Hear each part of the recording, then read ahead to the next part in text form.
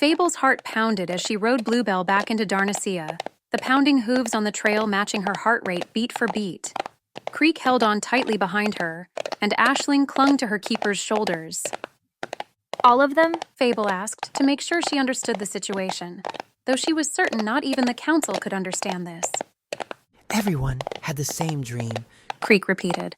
The door, the fall of Darnassia, the cages, and you standing with a human between us and some guy in a cloak with a Mara.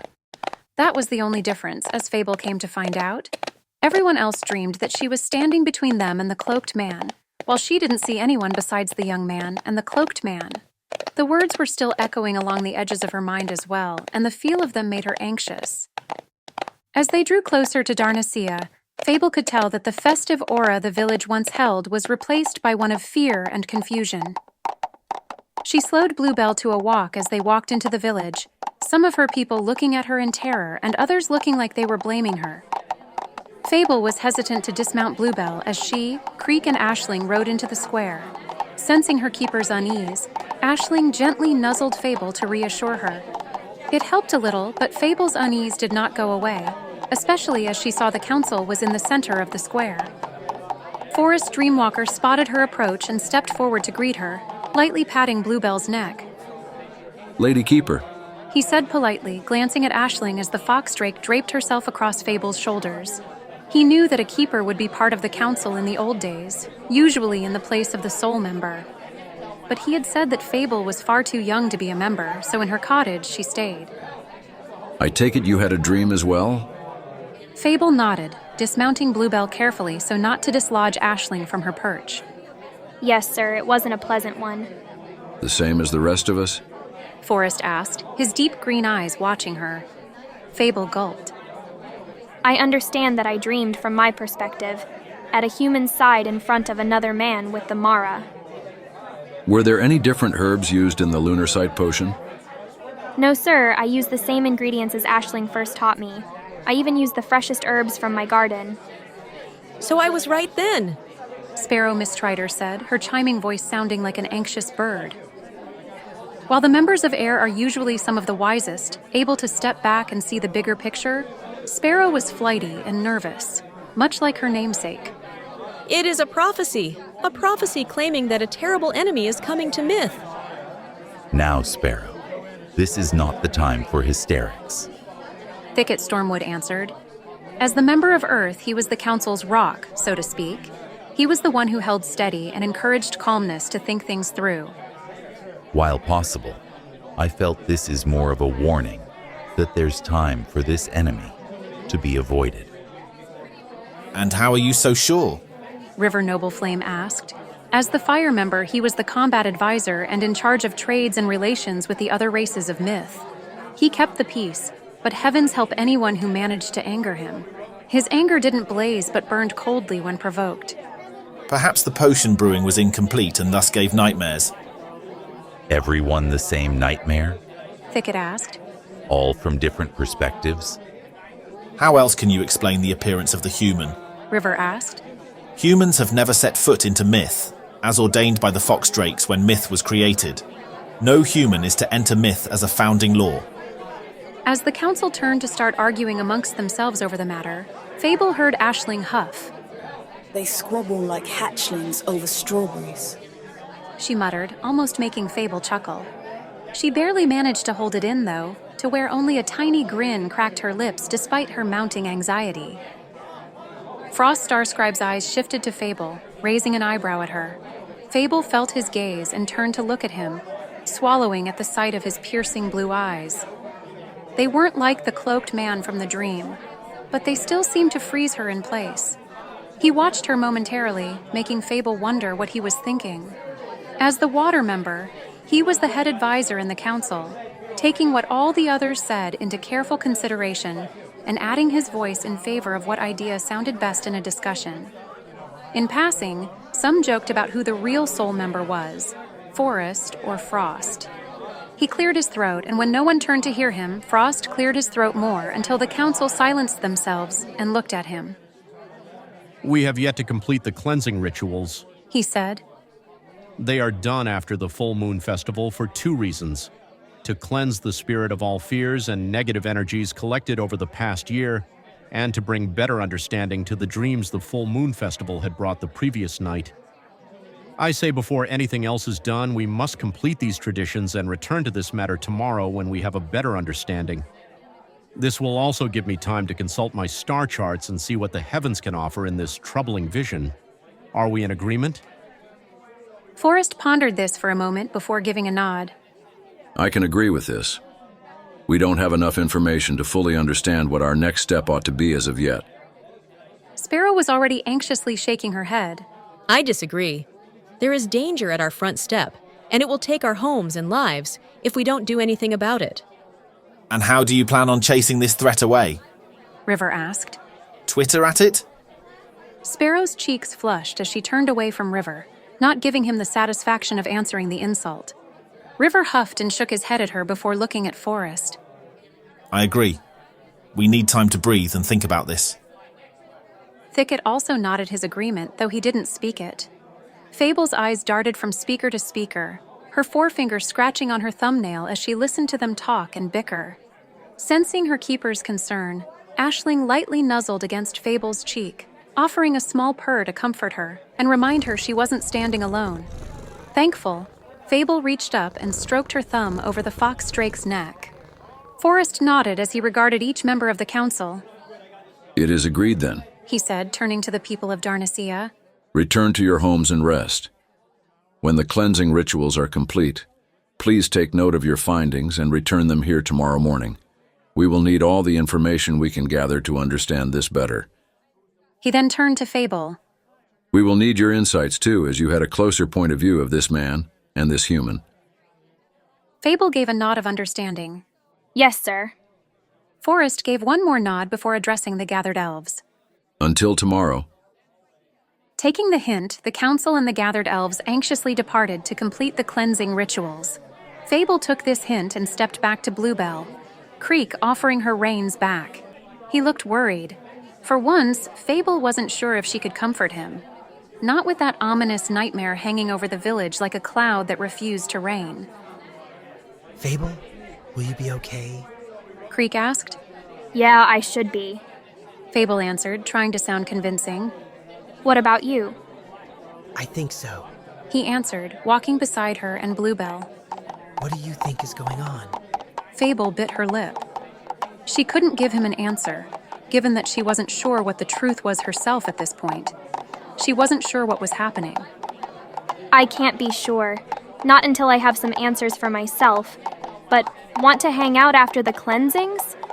Creek smiled, though Fable knew it wasn't his genuine smile. He was anxious, like everyone else in Darnassia at the moment. Yeah, that sounds like fun. We can go swimming. Sounds like a plan then. Fable answered, patting Bluebell on the neck as they walked. She rode the mule hard, getting to Darnassia so a walk would do her good. Aisling remained on Fable's shoulder, gently nuzzling her keeper's cheek as she sensed the elven girl's worry. Answers would come soon. She was sure of that. As they walked, Creek took a slow breath, his cloven hooves blending in with the sound of Bluebell's large, heavy steps on the cobblestone. Did Aisling find out anything about my bad feeling? He asked. Fable looked at him. She'd completely forgotten about that. However, after the dream, she felt Creek was again spot on. She glanced at Aisling, the fox drake, stretching up her wings a little. While my elders haven't found any telling signs in the traditional ways, Aisling explained while Fable translated. the trolls have reported odd happenings here and there within nature. Usually, the easiest crops to grow are harder to keep alive, unrest in the fauna, and red sunrises. Creek tilted his head as Fable translated Aisling's message. What's the color of sunrises have to do with anything? It's an old sailor saying. Fable answered. Red sky in the morning, sailors heed the warning. Red sky in the evening, sailors will be singing. Oh yeah, I forgot that your family are all sailing merchants. Not my whole family. Fable answered, smiling a bit at Creek. My uncle is a farmer on the edge of Hollowport, and my aunt is a healer. Though between the signs the trolls have mentioned to the clan and the dream, it looks like your hunch was right on the cut. Creek wrinkled his nose. Yeah, though I'm wishing it wasn't. He answered. Isn't there a saying that ignorance is bliss? Aisling chuffed and shook her head at him, making her wings flutter. Only fools are willingly ignorant. You should always look into something that you have questions about. Fable grinned at Aisling and petted her wing before looking back at Creek. I don't think it is. She answered. Ignorance just allows bad things to happen.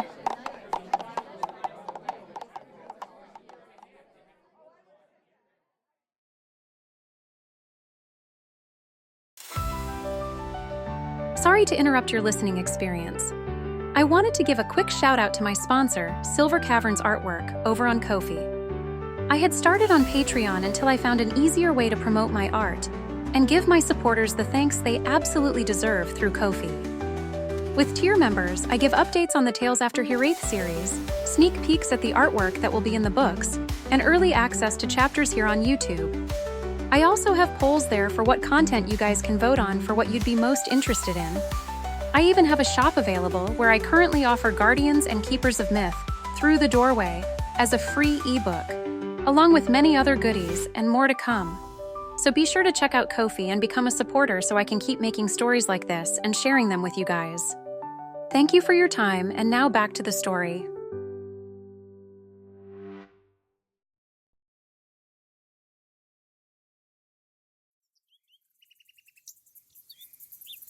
You're sure this is okay? Fable asked as Aisling led her to a spring near the cottage. Fable had seen a few animals come to drink from it, including a unicorn once, as even here in Myth, wild unicorns were rare, and like the fox drakes, they chose who rode and kept them. A small waterfall fed the spring and drained into another nearby river that flowed towards the sea. It was deep enough that when Fable stepped in, it would come up past her hips, and the bottom was more smooth pebbles than mud.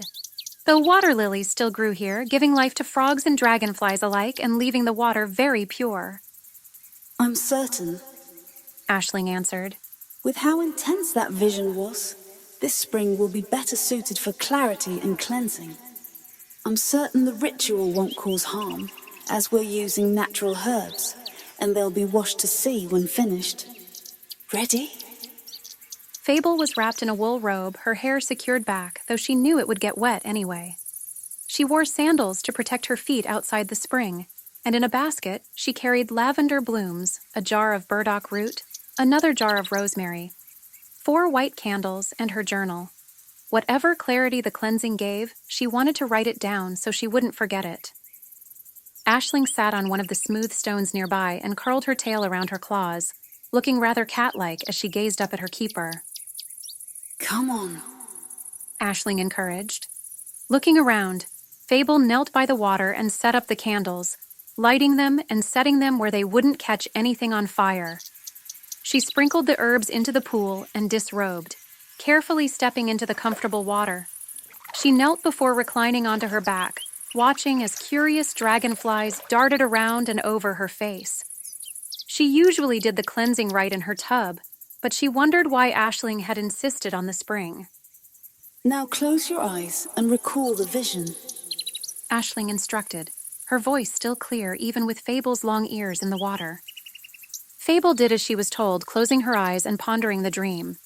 The words echoed in her mind, chilling her as she remembered. She started with the door and the knocking on the other side. She recalled one of the older tales when Myth was created.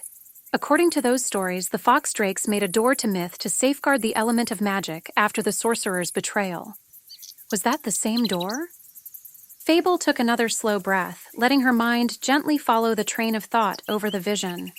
She moved to the boy and the blue-eyed man with his Mara. According to the village, she and this boy were the only ones standing between the elves and the man. Why was that? When the children of 2 sisters unite, that was also part of the old story. It was an ancient religion called the Saints of the Sisters, believing that Myth and Earth were sister goddesses, one named Terra and the other Gaia. Did that mean the prophecy spoke of Earth? According to the old stories and legends, the humans were left behind on Earth, Gaia, while the elves and other beings of magic thrived on Myth, Terra. So, the boy was technically a child of Gaia, and she was the child of Terra, the children of 2 sisters. Fable gasped as she sat up in the water, surprising Aisling as the drake backed away from the splashing moisture with an involuntary hiss. Careful, please. I'm no water guardian. Sorry, Aisling, Fable said as she dried off her hands and started writing these thoughts into her journal. but I think I made a connection. Curious, Aisling approached and watched Fable write. When she finished writing her notes, she reread them. If that boy is from Earth and he comes here to stand by me against the blue-eyed man, then it's possible that the two sisters are Gaia and Terra, Earth and Myth. Then that means... That means this was indeed a warning to all of us. Aisling said with a flick of her tail. She was quiet for a long moment as her tail settled, and just the tip of it tapped, like someone tapping their finger while deep in thought. You'll need to see the council. Fable was afraid of that. I don't think they'll be happy about it, she answered. They already don't like the fact that I'm a keeper and... Not your council, my dear Fable, Aisling told her, looking up at Fable with her shining emerald eyes. They couldn't see reason if it bit them on the nose. I mean my council, the elders of my clan.